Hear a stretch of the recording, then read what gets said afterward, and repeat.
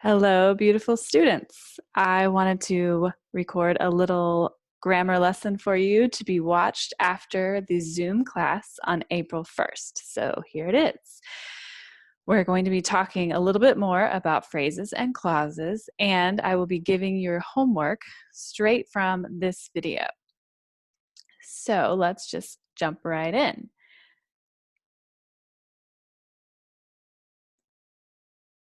All right, so we have talked a lot um,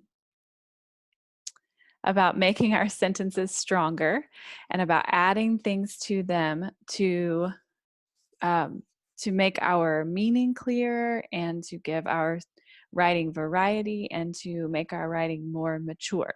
So we'll just be adding on to that. We're going to start with what we know. I know that you guys have worked very hard on subject and verb throughout your school career. You understand that wombat is a subject and wobbled is a verb. And we've talked about adjectives like wily and adverbs like weirdly. We know that the wily wombat wobbled weirdly is a better sentence than just the wombat wobbled. Now, we have also talked a lot about prepositional phrases, and I know you've learned that probably for a long time. So we can add things like in the wilderness and toward the billabong to make our sentence stronger, to make it the meaning clearer, and to make our writing more mature.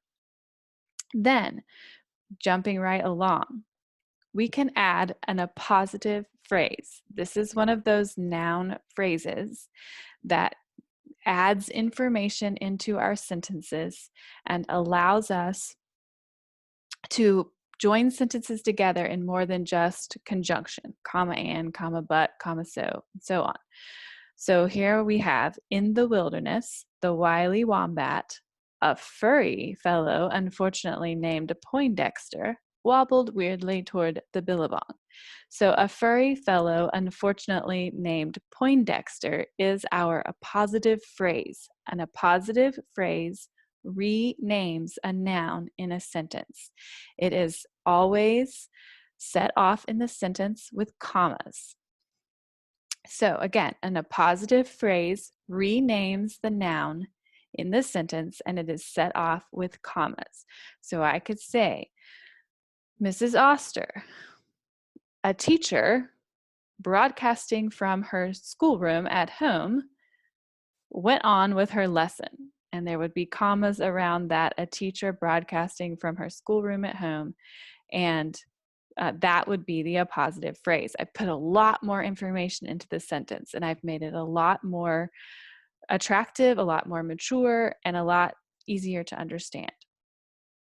Okay, so far we've added adjectives, adverbs, prepositional phrases, and appositive phrases. These are all things that we've studied before. They're from the grammar workbook. You can look them up if you need to. We've also talked a lot about subordinate clauses. Now, in our chart that I made you, that is not there, let's just flip through all the screens. That will be fun. Okay, in our chart here on this, we have clauses and phrases, and one of the kinds of clauses is an adverb clause that can also be called a subordinate clause.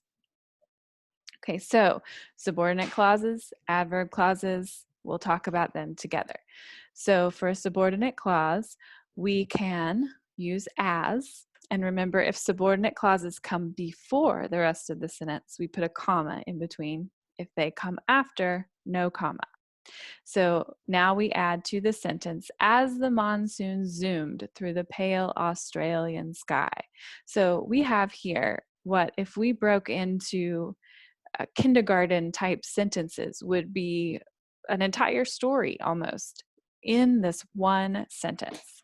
So we're going to be working on just these few things, reviewing these few things for this lesson and for this homework. All right, so let's go back to stopping the share. Good work.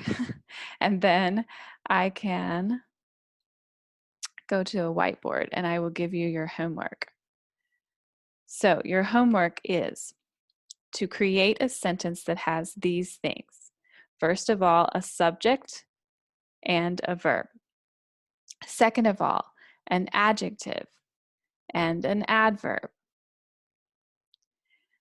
Third, your sentence is going to have a prepositional phrase, adding in as much information as you possibly can in order to make this a really meaty sentence that is a middle school worthy sentence. Then we are also going to add an appositive phrase. We are going to rename the noun in the sentence.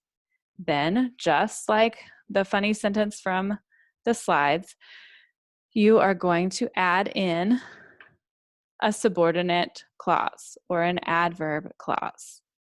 Okay, so I want all of these things in your sentence, and you are going to do this times 3. That's your grammar homework. Subject and verb, adjective and adverb, prepositional phrase, a positive phrase, subordinate clause, all those things in a sentence times 3.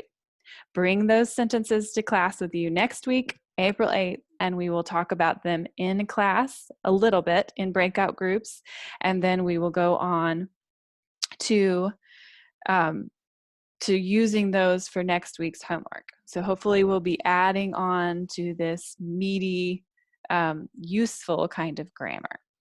All right, so that's it. That's all I've got for you. That's your grammar lesson and your grammar homework for the week of April 1st. See you next week.